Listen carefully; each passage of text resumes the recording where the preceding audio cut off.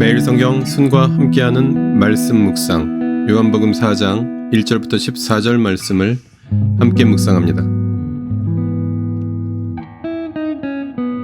요한보다 예수께서 더 많은 사람을 제자로 삼고 세례를 주신다는 소문이 바리새파 사람들의 귀에 들어간 것을 예수께서 아셨다. 사실은 예수께서 직접 세례를 주신 것이 아니라 그 제자들이 준 것이다. 예수께서는 유대를 떠나 다시 갈릴리로 가셨다. 그렇게 하려면 사마리아를 거쳐서 가실 수밖에 없었다. 예수께서 사마리아에 있는 수가라는 마을에 이르셨다.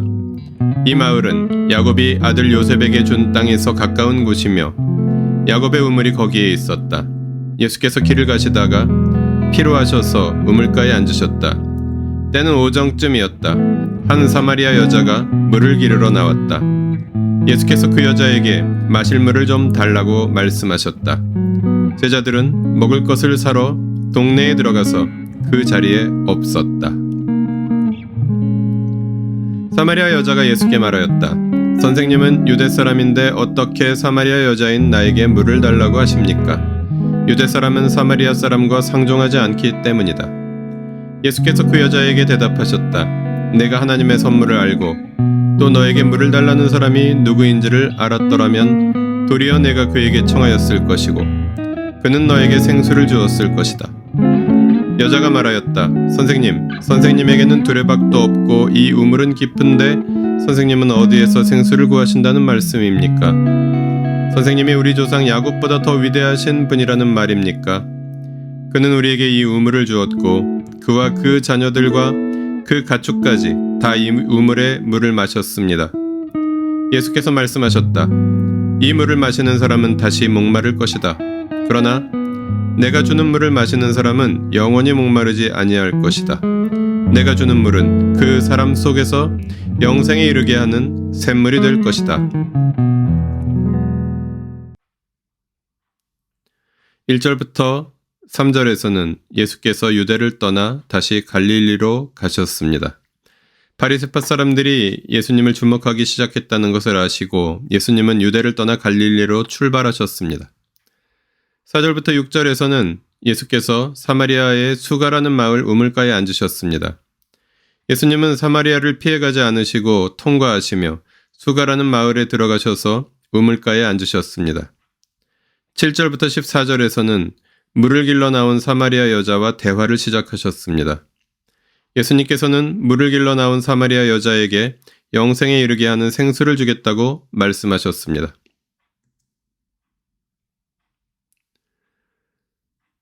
본문을 통해 무엇을 깨달을 수 있을까요? 차별과 혐오를 넘어 한 사람에게 흘러간 복음. 성전을 척결하시고 요한보다 더 많은 제자를 모으시는 예수님에 대한 소문이 바리새파 사람들에게 또 전해졌습니다. 바리새인이며 산헤드린 의원이었던 니고데모와 같이 그들은 유대인이며 주류사회의 일원이었습니다. 바리새파에게 일어난 예수님에 대한 관심은 더 많은 니고데모와 같은 사회지도층에게 복음을 전할 수 있는 기회였습니다. 그러나 예수님은 유대인들에게 차별과 혐오의 대상이던 소외계층 비주류 여성 한 사람에게 찾아가셨습니다. 유대인들에게 금기의 대상이던 사마리아를 경로로 하여 갈릴리행을 시작하셨습니다. 복음이 유대와 사마리아 사이의 차별과 혐오의 장벽을 넘어 한 여인에게로 흘러가고 그를 통하여 그 마을 사람들에게 복음이 전파되는 위대한 역사는 이렇게 시작되었습니다. 하나님 나라의 복음은 차별과 혐오를 넘어 한 사람에게 흘러가며 예수님은 차별과 혐오로 인해 고통받는 소외된 이들을 사랑하십니다. 본문을 어떻게 삶에 적용할까요? 차별과 혐오가 기승을 부리는 세상에서 그리스도인으로 살아가기.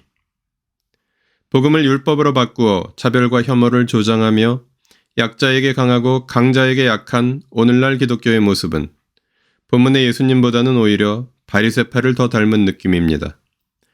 예수를 믿는다면 예수를 따라야 하고 예수를 따라가면 예수를 닮을 수밖에 없지 않겠습니까? 정치를 한다는 자들이 남성들의 표를 얻기 위하여 여성에 대한 차별과 혐오에 동참하며 시대착오적인 멸공 같은 단어를 사용하면서 극우파적 이념 논쟁을 즐기고 있는 세상을 살아갑니다. 이런 세상에서 교회와 그리스도인은 차별과 혐오의 피해자였던 한 사람에게 복음을 선포하고 영생을 선물하신 예수님의 사랑의 발걸음을 기억하고 되새기고 관념적인 논쟁이나 공허한 구호가 아니라 사랑으로 나아가라고 본문을 통해 주님은 말씀하십니다. 기도하시겠습니다. 세상을 바꾸려 하기보다는 작고 약한 한 사람을 주님의 사랑으로 사랑하게 하여 주십시오.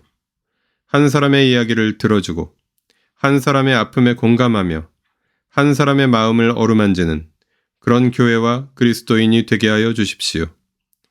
우리 주 예수 그리스도의 이름으로 기도합니다. 아멘. 매일 성경 순과 함께하는 말씀 묵상, 오늘의 묵상을 마칩니다. 말씀이 함께하는 하루 보내십시오. 고맙습니다.